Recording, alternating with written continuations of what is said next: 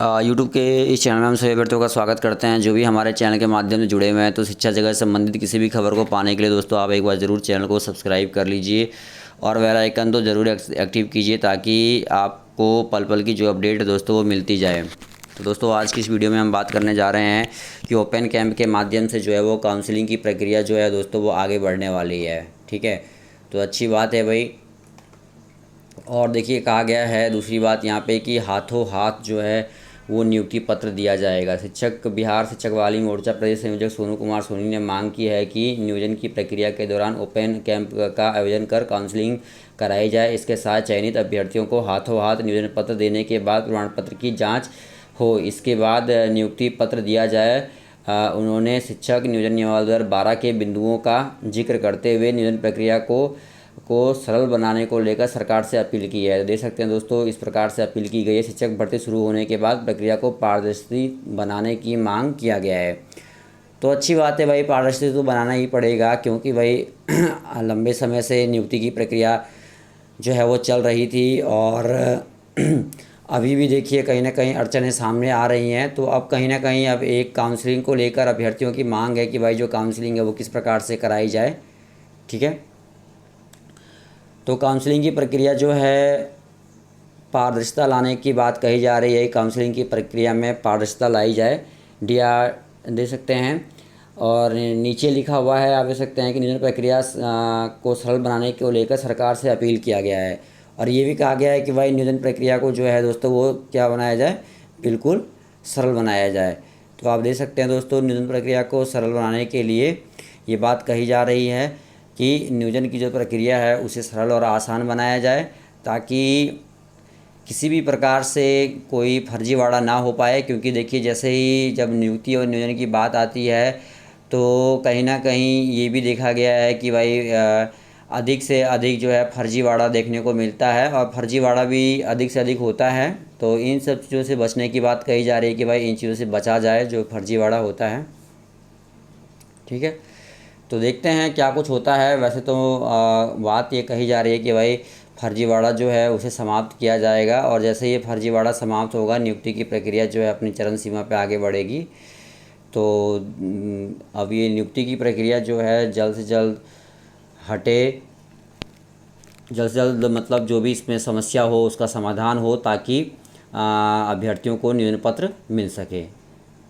तो ऐसा तो मांग है। अब देखिए भाई कहा गया है कि भाई कोई भी इसमें अड़चनें नहीं आएंगी।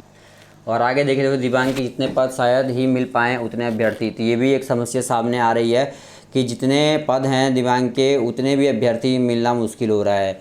तो ये भी एक बात जो है वो कही जा रही है कि भाई जितने पद खाली हैं उतने भी अभ्यर्थी जो है वो नहीं मिल पा रहे हैं। तो भाई अब ये भी एक देखने वाली बात है कि भाई ऐसा क्यों हो रहा है ये।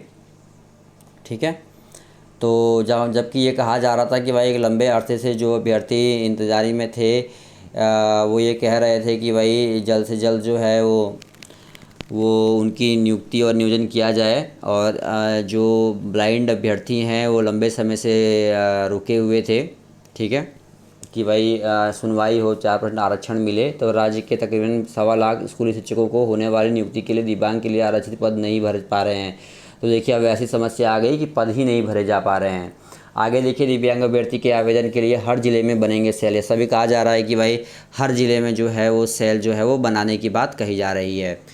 तो ये भी एक अच्छी बात है कि भाई हर ज़िले में अगर सेल बनता है तो ये भी एक अच्छी बात है कि हर ज़िले में अगर सेल बनता है तो अभ्यर्थियों को इससे भी राहत मिलेगी भाई। तो अच्छी खबर है भाई। कहा जा रहा है कि दिव्यांग अभ्यर्थियों के आवेदन के लिए हर ज़िले में जो सेल बनाने की बात कही जा रही है। तो उच्च न्यायालय दे सकते हैं कि आदेश के बाद शिक्षक पद के लिए अभ्यर्थियों की नियुक्ति प्रक्रिया में सरकार फूंक फूंक कर कदम रख रही है। तो देख सकते हैं दोस्तों सरकार फूंक फूंक कर कदम रख रही है कि इस नियुक्ति की प्रक्रिया को अच्छे तरीके से पूर्ण किया जाए। तो देखिए दोस्तों ये अगर प्रक्रिया अच्छे ढंग से पूर्ण होती है तो भाई जो लोग अभ्यर्थी ईमानदार हैं, जो ये भर्ती अच्छे हैं, उन अभ्यर्थियों को उनका ठीक से नियोजन हो पाएगा। और अगर उनका ठीक से नियोजन हो पाता है तो वही कहते हैं कि फर्जीवाड़ा जो है वो कम से कम होगा। ठीक है। तो ऐसी बात भी कही जा रही है। तो चलिए आगे देखते हैं क्या कुछ खबर है।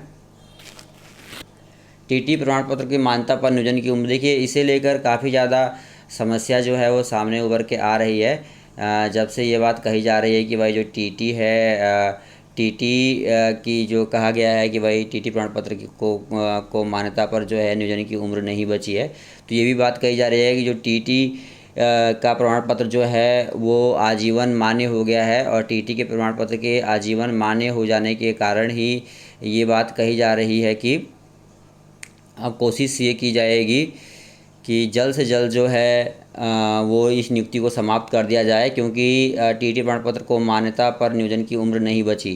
तो देख सकते हैं जब आजीवन उम्र का कह दिया गया है कि भाई जो उम्र सीमा है वो आजीवन कर दिया जाएगा, तो ये भी एक अच्छी खबर है।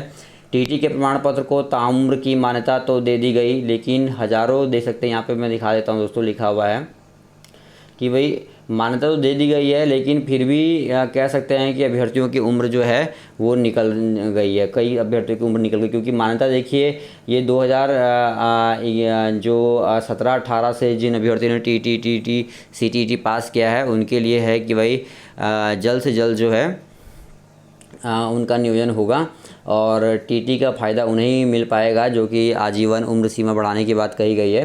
देखिए पंचायत में नहीं, इस बार प्रखंडों में जमा होंगे शिक्षकों के नियोजन। तो देख सकते हैं दोस्तों, शिक्षकों के जो नियोजन के आवेदन हैं वो कहे जा रहे हैं पंचायतों में नहीं, इस बार प्रखंडों में कहा जा रहा है कि जमा होगा। पहले आवेदन करने वाले दिव्यांग पर विचार नहीं किया जाएगा। देख सकते हैं जिन्होंने पहले आवेदन किया है उन पर विचार नहीं किया जाएगा। तो देख सकते हैं इस साफ तौर पर ये बात जो है वो कही जा रही है कि जिन लोगों ने पहले आवेदन किया है उनके आवेदन पे जो है विचार नहीं किया जाएगा। तो ये भी एक बात है भाई जो सामने उभर के आ रही है, और ऐसा भी कहा जा रहा है।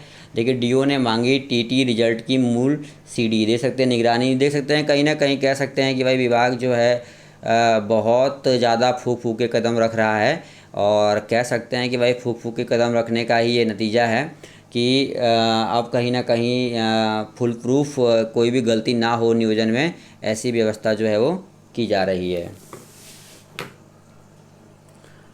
तो पल पल की जो भी अपडेट आएगी दोस्तों हम पहुंचाते रहेंगे अपने चैनल के माध्यम से।